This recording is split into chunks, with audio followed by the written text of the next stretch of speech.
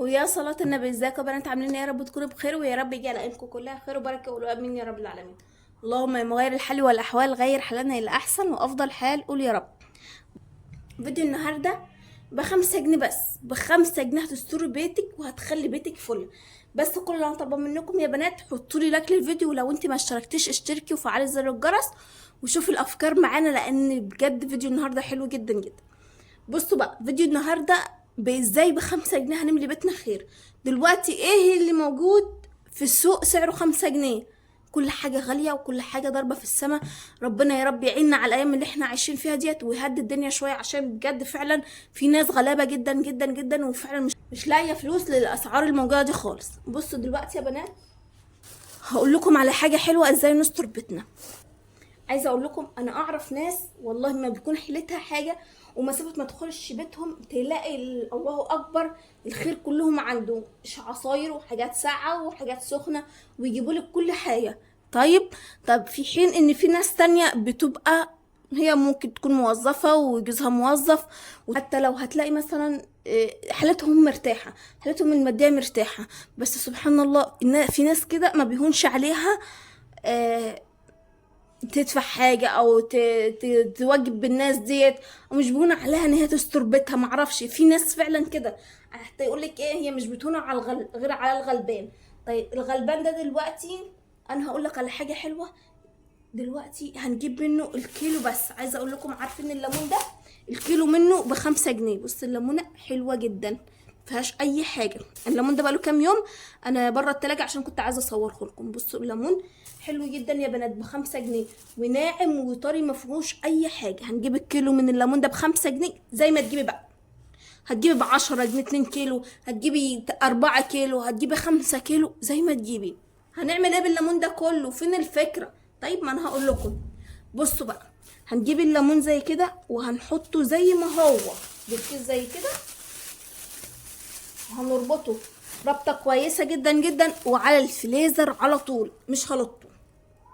انا هجيب عندي في التلاجة تحت كيلو ولا 2 كيلو كمان، بس انا هجيب زي ما هجيب 4 كيلو. يعني انا بقول لكم في الخزين ما تخزنوش كتير، ما تجيبوش ملوخيه كتير وباميه كتير، ما تخزنوش بال10 كيلو وبال5 كيلو واخركم 2 كيلو 3 كيلو. لا، في الليمون خزني بال4 كيلو وبال5 كيلو وبال6 كيلو كمان. الليمون دلوقتي موسمه وهو الكيلو ب5 جنيه. ماشي، هنجيب الليمون، هجيب 4 كيلو و5 كيلو. هو اي نعم كتير وهينفعني. طب الليمون هينفعني في ايه؟ ما انا بيجي عليا في الشتاء ومش موسم الليمون، فبلاقي الكيلو منه ب30 وب40 جنيه، يبقى ملهاش لازمة. يبقى انا هجيب من الليمون ده الكمية. الليمون بينفع في كل حاجة، ان كان في بامية، ان كان في سمك، ان كان في سلطة، في كل حاجة. هقولك على حاجة يا ستي، ده هيستر بيتك ازاي. جالك ضيف ومش عندك حاجة، هطلع 4 5 ليمونات على ما يدخل ويقعد معانا ونرحب بيه ونضيفه. هاخد 5 ليمونات، اول ما احس ان حد جاي لي على الباب 4 5 ليمونات في كوبايه واحطهم. والله قدرت تدفي ميه تحطيهم في كوبايه عاديه، على ما تدفي ميه وتحطيهم في الميه الدافيه دي، وبعدين تقشريهم وتضربيهم في الخلاط بسرعه وتقدمهم للضيف بتاعك. يبقى انت سترت بيتك ومش سترت بيتك ولا لا؟ ملهاش لازمه انزل اشتري ازازه الحاجه الساعه ب 20 جنيه ولا 25 جنيه، ولا حتى قولي يا ست بتاعتي ب 20 جنيه. ملهاش لازمه، انا عندي الليمون اهو، واعمل حبه ليمون ساقعين.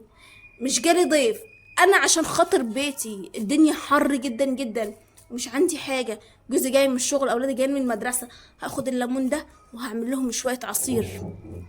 صح ولا لا؟ يبقى ده ابسط البساطه. اي حد غلبان دلوقتي ب5 جنيه هفسر بيتي. حد جالي ضيف على سهو 4 5 ليمونات وهقشرهم واعملهم عصير. حبيت اعمل سلطه، حبيت اعمل اي حاجه، الدنيا هتبقى تمام. دخل عليا الشتاء والجو برد، حبيت اعمل شويه عصير، خلاص تمام. فالليمون من الحاجات اللي سعرها رخيص دلوقتي يا بنات. انزلوا السوق اهو ب5 جنيه، مش وحش. حد هيقول لي ده مش فيه اي حاجه، دي القشره بتاعته من بره بس، ممكن مكان ما النحله بتقف عليه اهو، انما هو اصلا طري وناعم وجميل. انزلوا هاتلكوا كميه يا بنات وعينوها في الفريزر لرمضان. عينوها في الفريزر، حد دخل عليكي تطلعي عندك في الفريزر وتعملي اي حاجه اي حاجه. مش عايزه اقول لكم نعمل مانجا، ومش عايزه اقول لكم نفرز فراوله وجوافه والحاجات الغاليه، لا بالليمون الكيلو ب10 جنيه.